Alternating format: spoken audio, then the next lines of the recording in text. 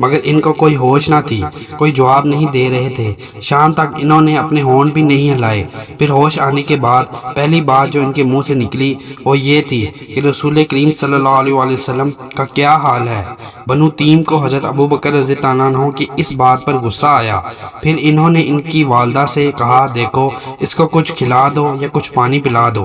اس کے بعد وہ حضرت ابوبکر رضی اللہ عنہ کے اس فعل پر تعجب کا اظہار کرتے ہوئے واپس لوٹ گئے، لیکن حضرت ابوبکر صدیق رضی اللہ عنہ یہی پوچھ رہے تھے کہ آپ صلی اللہ علیہ وسلم کا کیا حال ہے۔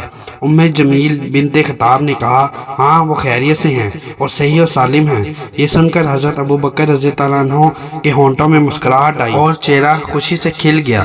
پھر یہ کہتے ہوئے بستر سے اٹھے کہ آپ صلی اللہ علیہ وسلم اس وقت کہاں ہیں؟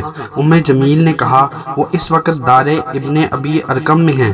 یہ سن کر حضرت ابوبکر رضی اللہ عنہ نے کہا،